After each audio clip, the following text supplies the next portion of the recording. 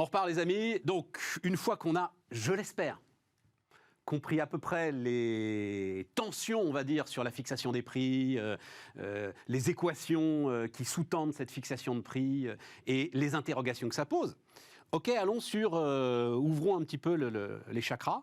Et donc, où est-ce qu'on investit donc, Audrey, directrice stratégique de FI Group, donc tu parlais d'efficacité énergétique. Est-ce que ça, c'est pas la première déception finalement ? C'est-à-dire une efficacité énergétique sur laquelle on avait énormément parié et qui, pour des raisons que tu vas nous expliquer d'ailleurs peut-être, n'est pas forcément au rendez-vous. Alors, je comprends aussi qu'on est toujours dans la logique, c'est un peu le serpent de mer, l'efficacité énergétique, de dire on a beaucoup parié, mais est-ce qu'on a vraiment beaucoup parié dessus ?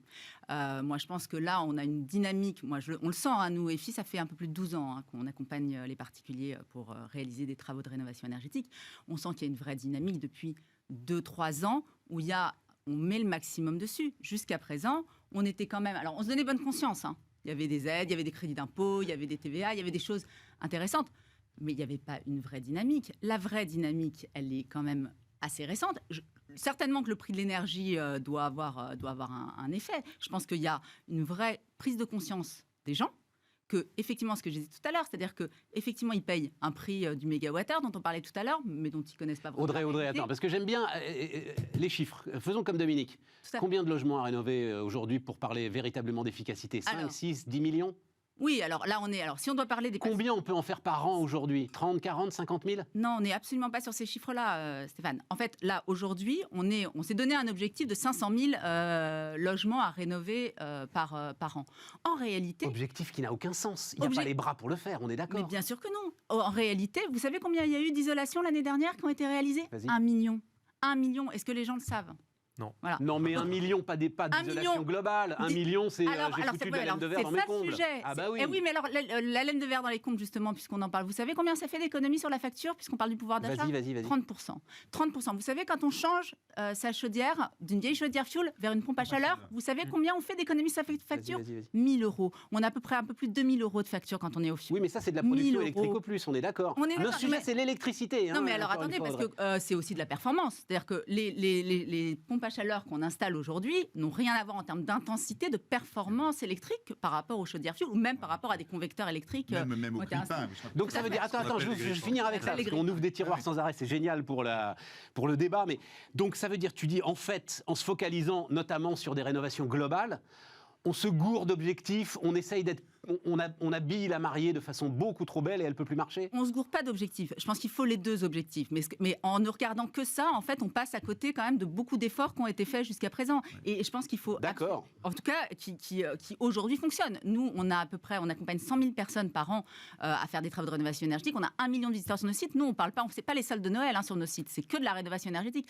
1 million de visiteurs par mois, sur nos sites qui viennent et qui s'intéressent au sujet de la rénovation énergétique. Donc, il y a un intérêt des Français sur le sujet. Il y a un intérêt d'autant plus pour des questions de facture, mais aussi pour des questions de confort. Demain, pour oui, mais notre sujet, c'est l'électricité. Donc, la facture, le pouvoir d'achat. L'électricité, voilà. Donc, le pouvoir d'achat et la facture. Donc, aujourd'hui, le fait de faire une rénovation globale, performante, complète, comment on l'habille, c'est effectivement important, mais ce ne sera pas forcément dans les mêmes temporalités. Quand vous vendez votre logement, quand vous n'habitez plus votre logement, c'est le meilleur moment pour réaliser des rénovations. Non, mais Audrey, ça veut dire que oui, on a raison de mettre le paquet là-dessus. C'est quoi les chiffres que j'avais en tête ? C'est il y a à peu près 3 milliards d'euros disponibles pour subventionner l'ensemble de ces travaux chaque année, c'est ça Ça dépend ce dont on parle. Soit on parle du contribuable, puisqu'on parlait tout à l'heure. Le contribuable, c'est à peu près ça. C'est 1 milliard. On a 2 milliards, là, MaPrimeRénov' pour l'année prochaine. C'est ça, et 800 millions de... Et à peu près sur d'autres types d'aides, et notamment les baisses de TVA, puisque vous savez que sur les travaux de rénovation énergétique, on est à des TVA à 5,5 par rapport aux autres travaux. Donc, effectivement, il y a le contribuable. Et puis, il y a le consommateur qui paye un petit peu par des dispositifs comme les certificats d'économie d'énergie. C'est moins de 4% dans la facture, les certificats d'économie d'énergie. Donc voilà, pour l'instant, ce n'est pas ça qui finance, mais c'est un dispositif. Aujourd'hui, on a 2 grandes aides, MaPrimeRénov', les certificats d'économie d'énergie, qui permettent à certains ménages d'aller jusqu'à 90% du coût de leurs travaux. Donc on est là aujourd'hui avec des... Mais, et tu me dis, on a les bras pour le faire. Et aujourd'hui, on a 60 000 artisans qui sont labellisés RGE, c'est-à-dire qui ont le label pour réaliser ces travaux de rénovation énergétique. Alors évidemment, c'est un des secteurs qui va être le plus en croissance en termes de recrutement. 60 000, 10 par an, oui, c'est vrai. Ouais. Voilà, ça peut tenir l'objectif. Mais on a besoin de bras. Je pense que c'est une profession qui doit attirer. C'est une profession de la transition énergétique, on ne le dit pas assez. Aujourd'hui, 80% des logements de 2030 ne sont pas encore sont déjà construits, donc ce sera à rénover. Il y a énormément de choses à faire, 24 millions de maisons individuelles à rénover. Ok, vous êtes d'accord avec ça bon investissement. Et donc, l'efficacité énergétique, ça ne veut pas dire systématiquement la baisse de la consommation d'électricité. La pompe à chaleur, c'est le bon exemple. La pompe à chaleur, ça marche à l'électricité, mais si on fait le bilan global par rapport à une chaudière au fioul, au bois, tout ce qu'on veut, donc c'est ça qui est compliqué. Il y a du plus et du moins. Donc, se polariser en disant l'efficacité énergétique, c'est de faire baisser la consommation d'électricité. Il y a certains mouvements, bon, pour être clair, c'est de faire baisser la consommation d'énergie. Voilà, c'est ça le truc. Mais et de consommer l'électricité efficacement. On vient d'une période où, en fait, il y a des gens qui ont essayé de dire on va faire baisser la consommation d'électricité pour pouvoir fermer le nucléaire.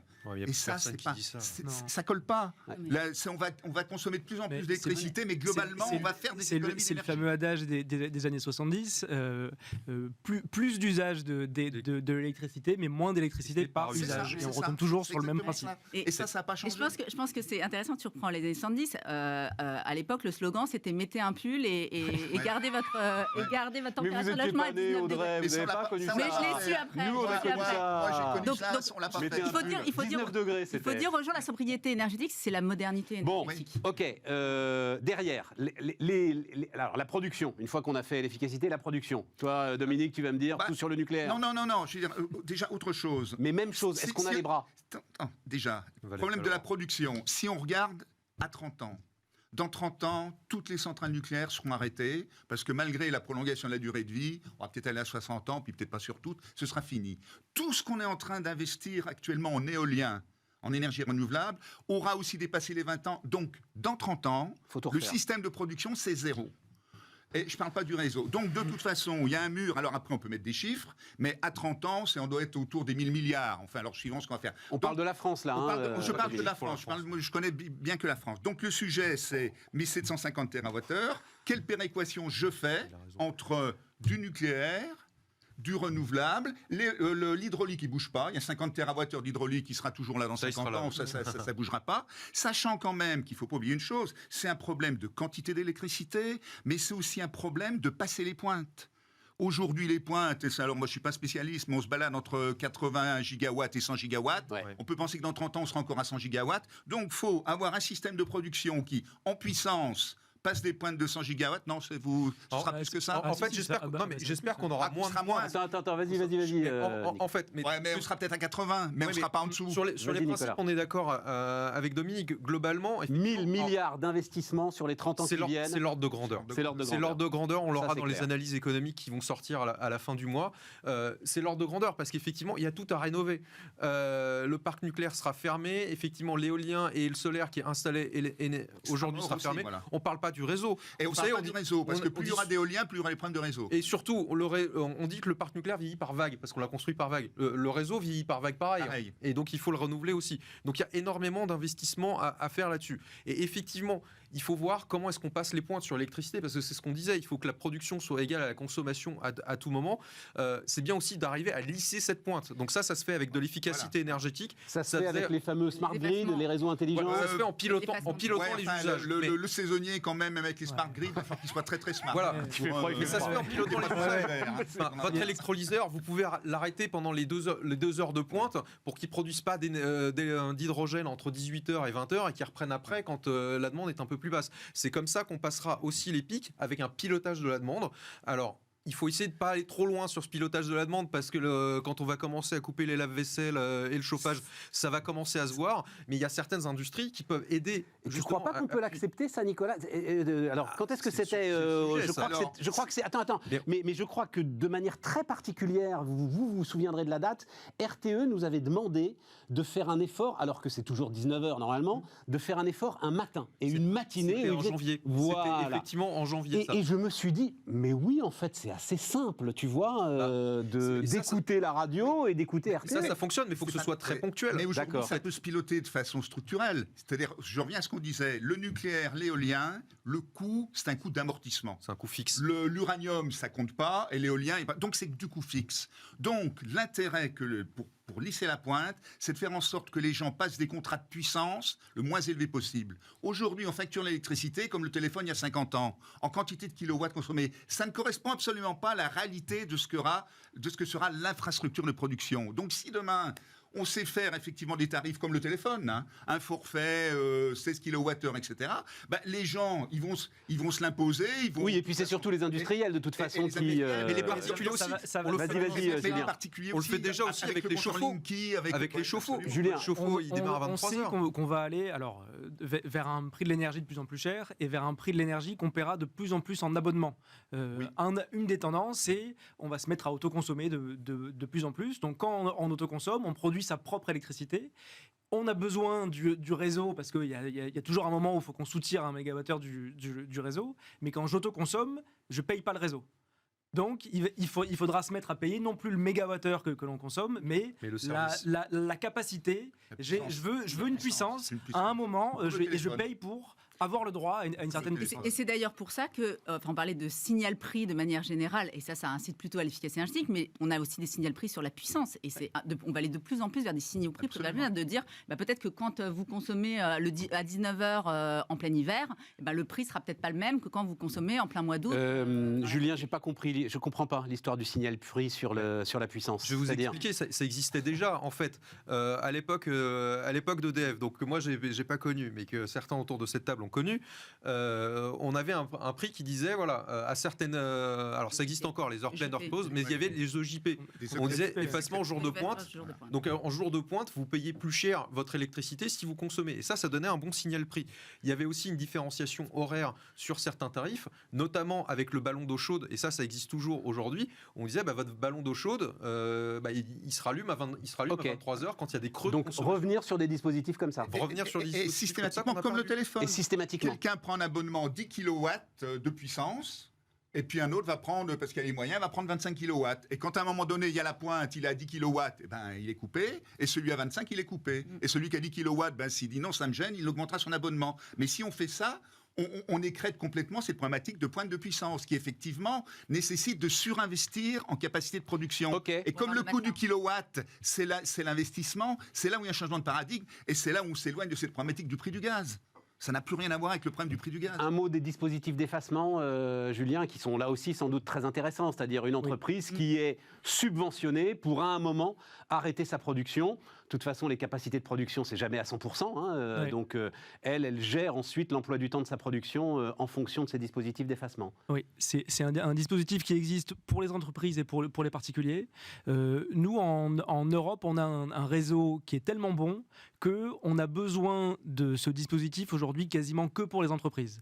Si on va aux États-Unis où les réseaux sont beaucoup moins bons, ils font ce qu'on appelle de l'effacement diffus, c'est-à-dire qu'ils vont aller arrêter des grosses usines, mais aussi aller jusqu'à arrêter des bureaux où Madame Michu, quand il y a une pointe de conso.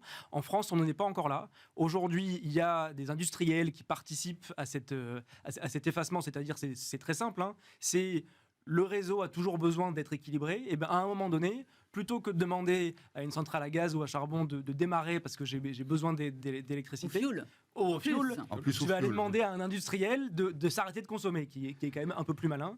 Et demain, on devrait avoir besoin sur le réseau, parce qu'il y aura de plus en plus de renouvelables qui produisent de façon intermittente, on aura besoin de plus en plus de flexibilité. Donc il faudra demander aux industriels, aux entreprises tertiaires, voire à tous les particuliers via un signal. Oui, mais moi je trouve ça, je le vois de manière très positive. Oui, voilà, c'est ça, très smart et très intelligente finalement. Mais attention à la voiture électrique. Aujourd'hui, il vaut mieux avoir une voiture hybride. Alors ça peut choquer, mais parce que la voiture hybride, si j'ai un contrat limité pas chargé, j'ai de l'essence ou du diesel. La voiture toute électrique, elle n'a pas dans ce sens-là. D'ailleurs, Sandrine Rousseau l'a bien compris, puisqu'elle a dit qu'elle ne voulait pas de voiture électrique, mais qu'elle voulait plutôt qu'on travaille sur les petits moteurs thermiques. Mais elle, c'est parce qu'elle n'est plus nucléaire. Mais attention, il y a des tas de fils derrière ça. C'est un très bon sujet, parce que sur le véhicule électrique, on avait parlé, l'histoire qu'on nous raconte, c'est qu'on allait stocker l'électricité. Il y aura voilà, le vehicle to grid, c'est-à-dire qu'on aura des batteries.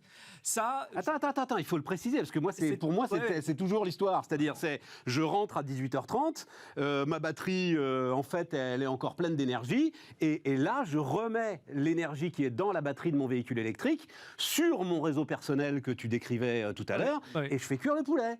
Et la batterie, elle va tranquillement se recharger pendant la nuit. Tranquillement se recharger pendant la nuit. Ça va être plus compliqué que ça. C'est pas si simple. Parce qu'en fait, ça me plaisait bien, moi. C'est une belle idée, c'est une belle histoire. C'est peut-être 20% des véhicules électriques qui feront ça. 80% de la flotte de véhicules électriques, ce sera du pilotage simple qu'on fera. Voilà. C'est-à-dire que vous allez brancher votre véhicule électrique chez vous pour qu'il puisse se recharger. Et puis en fait, s'il y a un pic de consommation à ce moment-là, on dira non, vous rechargerez plutôt à 23h. Okay. Ce qu'on appelle le véhicule to grid, c'est quand le véhicule électrique restitue sa puissance. C'est ça. Au réseau, ce sera une minorité parce que ça demande quand même quelques évolutions technologiques, ça fait vieillir la batterie un peu plus vite. Et à la limite, faut de la batterie chez soi. Moi, j'ai fait un calcul pour Jean-Bernard Lévy, si on voulait optimiser ça, il fallait 200 kg de batterie par Français chez soi. Ouais, si on voulait utiliser, donc ça n'a pas de sens. Ça se met dans un placard, 200 kg de batterie. Oui, mais attends, c'est le prix. 1 kg d'électricité, 1 kg de batterie. Enfin, je veux dire, même si ça se met dans un placard, et puis après il y a l'onduleur de tout. Tout le monde a sa petite centrale électrique. Sur le véhicule électrique, faisons déjà des véhicules électriques qui roulent bien, qui sont accessibles, et des bornes de recharge, parce que tout le monde n'a pas accès à une borne de recharge électrique où on a des fils électriques qui descendent parfois du 3e étage pour brancher la voiture. Déjà, essayons de construire un système cohérent autour de ça, ce sera pas mal. Et on n'a pas besoin de véhicules to grid pour faire quelque chose de bien sur le pilotage. Un mot avant d'aller sur le nucléaire, un mot justement sur le stockage et sur les batteries. On en est où là en fait? On parle de gigafactory. Est-ce qu'on en aura vraiment besoin? Enfin, les gigafactories, on en aura besoin pour le véhicule électrique. Ça, c'est le sujet des énergies renouvelables. Tout le sujet dont on parle là, c'est l'intermittence des énergies renouvelables. Non, je vais essayer de briser une idée reçue. Ah oui, ça m'intéresse. En fait, les batteries, on en aura besoin pour les véhicules électriques. Ça, c'est sûr et certain. Pour le réseau, c'est beaucoup moins sûr parce qu'en fait les batteries c'est bien pour stocker de l'énergie mais sur une courte période. Du coup plutôt que de stocker de l'énergie et de la restituer ensuite, effacez plutôt un industriel. Faites plutôt de la flexibilité de consommation. Et puis c'est du courant continu, il y a les problèmes technologiques derrière. Arrêtez qu'on n'arrive pas à résoudre, qu'on est loin de résoudre. Le vrai problème avec le solaire. Du stockage des énergies renouvelables, c'est du stockage intersaisonnier, c'est du stockage long terme. C'est pas je rebranche ma batterie et dans 2 heures je le mets. C'est plutôt je vais essayer de créer du gaz avec de l'électricité pour le stocker quelque part et l'utiliser. Donc c'est beaucoup plus intelligent que le surplus électrique, par exemple, serve à de l'électrolyse et fasse de l'hydrogène, qui elle se stocke de manière beaucoup plus simple. Et puis attention au prix du kilowattheure au bout du compte, quoi. C'est ça, et c'est pour ça que parce qu'il y a l'autre butée, là, mes 20 centimes là, on les enfonce facilement avec des systèmes comme ça. Sûr et certain. Les ingénieurs ont plein d'idées. Alors là, je peux te garantir, les ingénieurs, ils en ont dit. Sûr et certain, Stéphane, et je vais ajouter quelque chose. C'est l'industriel qui parle et qui se bat contre ses propres ingénieurs à longueur de journée. Quand on parle de problèmes de stockage avec les énergies renouvelables, on ne parle pas des problèmes de batterie. Non. Ça, on sait le faire et on sait stocker sur 2-3 heures. On parle du stockage intersaisonnier, d'une saison à l'autre, et c'est ça qui coûte cher. Et là, je vous rejoins du coup. C'est ça qui va vraiment. Donc ça, on oublie. Les steps, le turbinage, pompage, c'est la seule chose, mais on ne peut plus en faire de nouvelles. Alors, Dominique, le nucléaire. Ouais. Même chose. Donc, tu as quand même donné des chiffres qui sont impressionnants, là, de parcs nucléaires à construire. C'est inenvisageable. C'est inenvisageable d'en faire 50. Donc, combien on en fait? Mais combien on peut en faire? On n'a pas les bras, on n'est pas foutu. Flamanville, il y a combien de temps que le chantier de Flamanville a commencé? Tu vas me dire, ah oui, c'est une tête de série. On disait la même chose avec Okilo, comment il s'appelle, là, en Finlande, là? Oui, le 3. Ouais, voilà, c'était une tête de série, à force de faire des têtes de série. Je reviens à ce que j'ai dit. Dans les années 70, il y a eu une volonté politique, on a donné un cap. Et donc les industriels ont investi. Si demain on annonce qu'on va faire 15, 20, 30 EPR, je peux te dire que l'industrie s'organisera pour... Elle a les moyens de s'organiser. Mais on l'a fait dans les années 70. Oui, Elle le vous avez des fera. tas de trucs qu'on ne Mais- fait plus mais- dans les années non, mais 70, attends, tu sais, Dominique. Quitte hein. avec des alliances internationales, on prendra peut-être pas qu'une seule technologie. On n'ira peut-être pas que le PR. Il y aura des gens par le PR2. On ira peut-être chercher, j'en sais rien, Westinghouse, les Russes. Mais c'est un. Non, mais Pas sûr c'est un qu'on faux soit problème. là pour que les Russes et les Chinois J'adore. soient chez nous. Alors là, je peux pas dire. Moi, Rosatom, c'est un gros client. On travaille sur beaucoup de centrales. Aujourd'hui, la technologie, c'est comme les bagnoles. Non, mais toi, tu les connais, mais t'imagines une seconde, là, Emmanuel Macron venir à la télé et dire alors, on va construire 25 réacteurs et Rosatom va en construire 10. Le problème, c'est pas finalement la construction. Ça va être, par exemple, fabriquer 30 chaudières sur 20 ans. C'est ça qui est compliqué. Bah oui, c'est la Mais construction, ceci oui. étant, tu auras des économies d'échelle. Si tu veux, aujourd'hui, Flamanville, qui est entre guillemets une gabegie, quand on regarde la durée de vie de Flamanville, qui sera à peu près 80 ans, quand on met Flamanville à 15 milliards d'investissement, peut-être que ce sera plus, qui tournera 7000 heures par an, on arrive à un coût du kilowatt, de 2 centimes. Quand je prends une éolienne type Ouessant de 8 mégawatts, qui va tourner, les chiffres c'est 3750 heures, qui va produire pendant 20 ans, j'arrive à un coût du kilowatt de toute façon de l'éolien de 6 centimes. Donc les marges de progression sur le nucléaire, s'il y a un effet de série, sont colossaux. Donc le prix du nucléaire, il faut l'oublier. Ça, c'est un débat pour flinguer le nucléaire. Ah, je suis pas sûr de ça. Comment est-ce que tu me dis on fera un pas sûr de EPR2 ça. à 10 milliards sans problème, et s'il y a un effet de série, on le fera à 7 milliards. Attends. Je connais ça depuis 50 ans. C'est un problème de logistique industrielle. Il y a un problème de logistique industrielle. Non, je voudrais Là, on juste va être préciser, d'accord. attends Nicolas, parce que c'est entre le kilowatt et le kilowattheure, ça fait partie aussi des immenses confusions. D'ailleurs, même Bruno Le Maire s'est planté l'autre jour quand je l'écoutais. Voilà. Et donc là, on est bien passé au kilowatt et pas au kilowattheure. Pardon, les centimes que c'est en kilowattheure. C'est en kilowattheure. Le problème de l'éolien, c'est qu'aussi les parcs, c'est pour 20 ans. C'est-à-dire que là où ton EPR de Flamanville va fonctionner jusqu'à la fin du siècle, 80 ans, hein, il y a officiellement 60. 80 ans, on pousse 60, quand même un peu les Non, limites. mais non. Mais attendez, Il sera amorti, oui, ça, c'est non, vrai, mais quand mais- vous regardez, il faut comprendre où passe l'argent.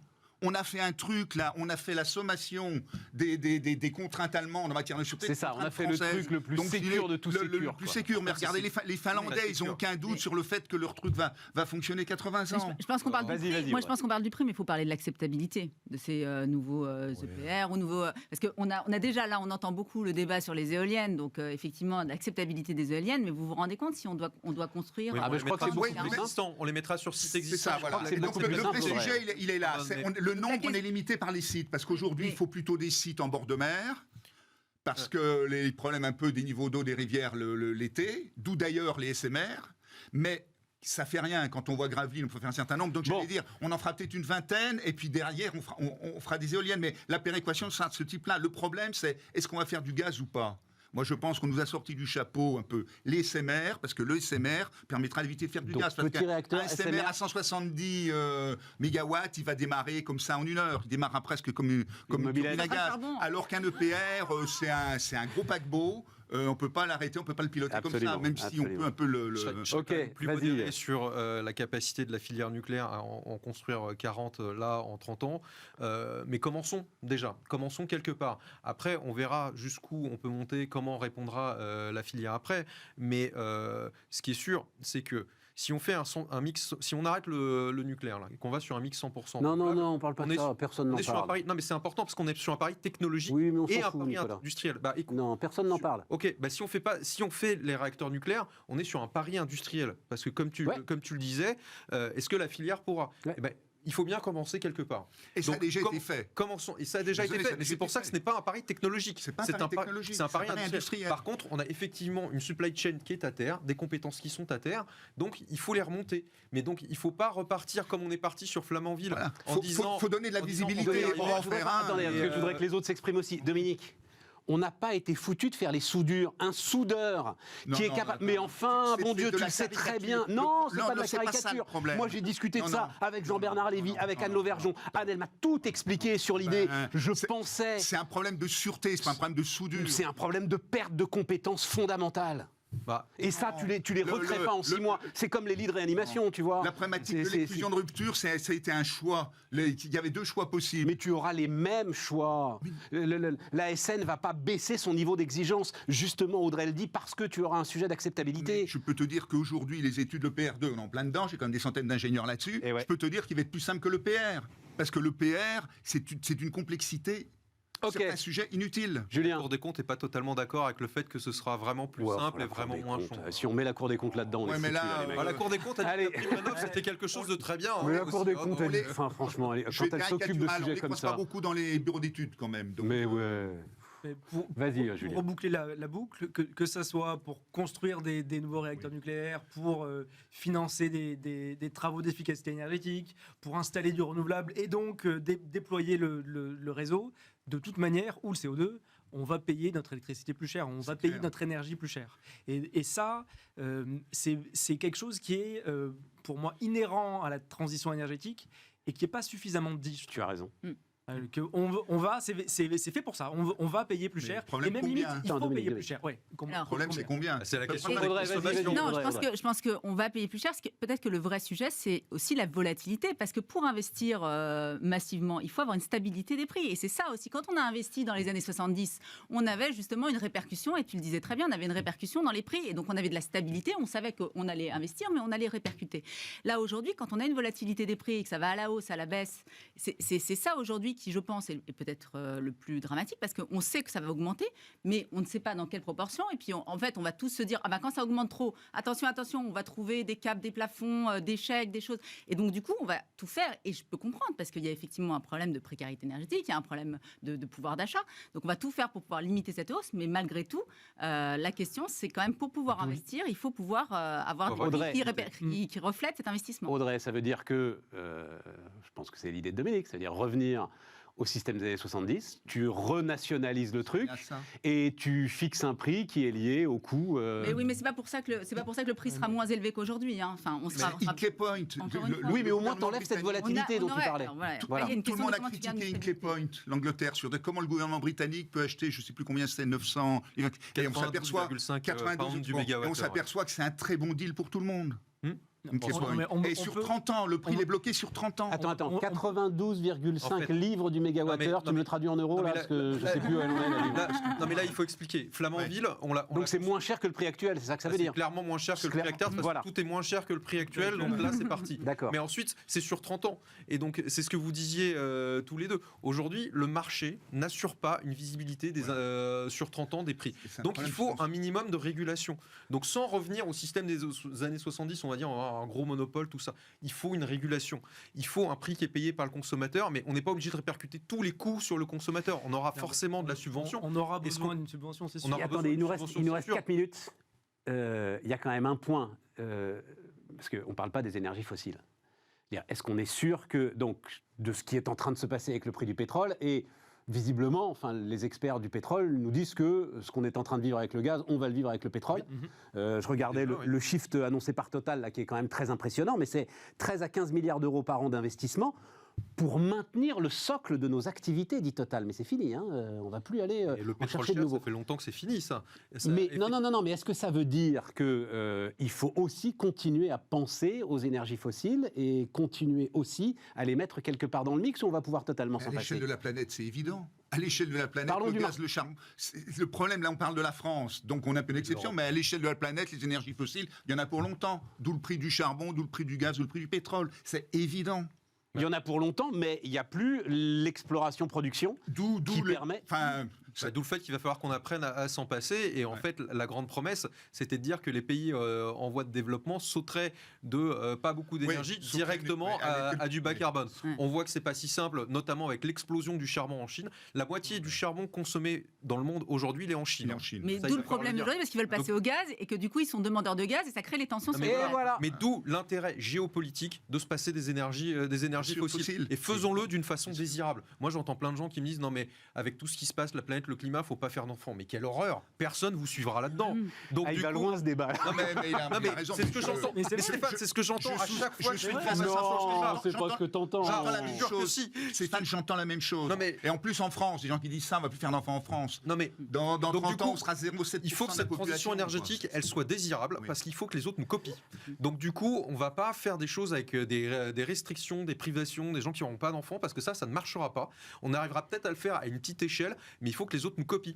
Donc il faut créer une transition énergétique qui est viable, qui est désirable, pour que justement les autres pays nous imitent. en sautant la question des énergies fossiles. Il y en aura toujours un peu. À l'époque du protocole de Kyoto, on disait qu'il fallait que les pays développés divisent par 4 leur consommation, leurs émissions de CO2 parce que les autres allaient augmenter un petit peu. Mais voilà, si on veut quand même prendre en compte le climat, 2050, c'est la neutralité carbone pour tous les pays développés. Julien? J'aime beaucoup cette idée, j'aime beaucoup la formule que je vais te voler de transition énergétique qui doit être désirable. Malheureusement, le pétrole et le gaz, c'est des énergies qui sont tellement denses, tellement simples à extraire, à transporter, que je ne vois pas un seul scénario dans lequel la dernière goutte de pétrole qu'on a sous les pieds sera extraite. Si c'est pas par nous, ça sera par les Chinois. Si c'est pas par les Chinois, ça sera par d'autres. C'est pour ça et malheureusement, oui, c'est ça. Et donc c'est une belle ambition, mais c'est pas simple. Alors il y a quelque chose. On est au bout. Alors, mais un mot et puis Audrey. C'est les changements du climat, c'est la peur. Moi, je suis sûr qu'on va vivre enfin, quand la Californie tous les ans va brûler 20% de sa surface. À un moment donné, c'est ça qui fera que partout sur la planète, les gens vont dire bon. Oui, il faut combien de temps pour construire un réacteur? Alors même tes ingénieurs merveilleux là, combien de temps il faut y arriver. Attends, combien de temps pour construire un réacteur? Si on vise 10 ans, on n'y est pas. Ouais, voilà, c'est ça. Audrey, juste le mot de la fin.